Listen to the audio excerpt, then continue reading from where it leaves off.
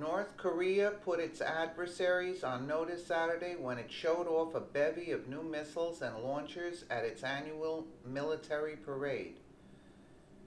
Pyongyang showed off two new intercontinental ballistic missile-sized canisters, as well as displaying its submarine-launched ballistic missile and a land-based version of the same for the first time, according to analysts.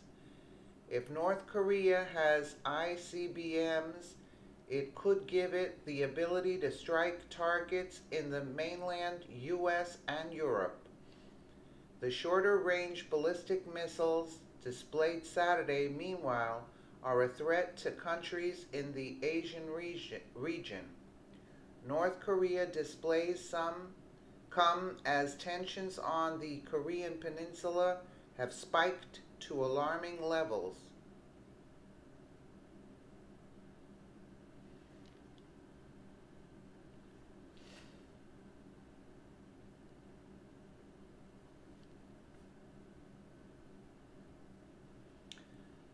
The U.S. Navy dispatched the aircraft carrier USS Carl Vinson strike group to the region last weekend, and U.S. President Donald Trump has been tweeting this week that if China can't rein in North Korea's nuclear program, the U.S. will.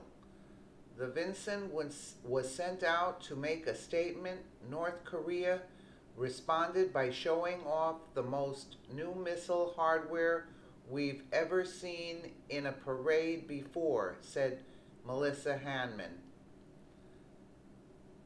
Senior Research Associate at the James Martin Center for Non-Proliferation Studies in California. One of the biggest surprises of Saturday's military parade in Pyongyang was two mobile canisters that could contain ICBMs larger than anything North Korea has ever produced.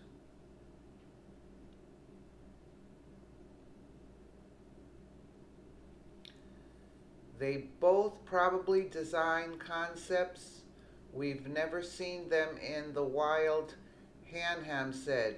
We don't know what, if anything, was inside the canisters, since North Korea hasn't publicly shown off or tested any missile of that size before, analyst Ankit Panda wrote on The Diplomat.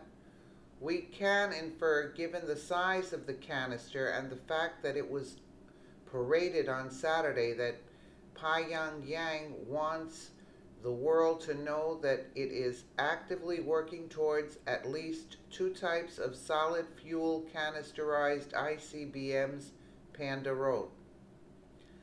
The fact that any new ICBM would be in a canister is important because it means those missiles would likely be solid-fueled, analysts said. Solid-fueled missiles can be deployed faster and hidden better from satellite detection than their liquid fuel counterparts. And the large size also means the missiles could have long range. A message to the United States. It certainly appears to be a message to the United States that they're capable of threatening the U.S. homeland. That's certainly their objective, Adam Mount, senior fellow at the Center for American Progress, told CNN. Hanham said other land and submarine launch ballistic missiles were shown in public for the first time Saturday. The land-based version is known as the KN-15, while Pyongyang's submarine-launched weapons is known as the KN-11 missile. She took special note of the launcher the KN-15 was on. It used caterpillar treads, which means it can go off-road more easily, which means they can hide them more easily, Hanham said. North Korea has under 500 missiles of paved roads, Panda wrote, and previous wheeled launchers could risk damage to the missile operating off those. Hannum said that she tracked launch vehicles, that the tracked launch vehicles were made in North Korea, which means Pyongyang did not have to break sanctions imposed by China to obtain them. Despite all the displays on Saturday, analysts cautioned against overreaction, noting that North Korea missile tests have had a checkered record of success, and adding that a missile in a parade does not necessarily mean it's operational. Well, I doubt if it's not operational. They look pretty operational to me. Let's take a look up here. They have a little newscast up here going, so. So far, no nuclear tests on the Day of the Sun, North Korea's most important holiday, but you have seen a show of force of a very different kind. You can see North Korean citizens are out here right now. These women are holding up a North Korean flag, and earlier we saw North Korea's full arsenal on display.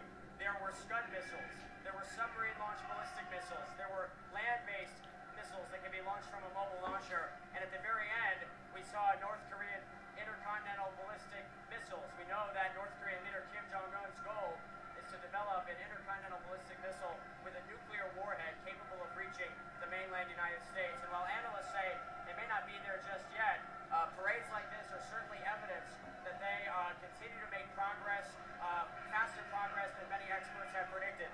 A lot of people thought there might be a nuclear test today on this important holiday, or in the lead up to it.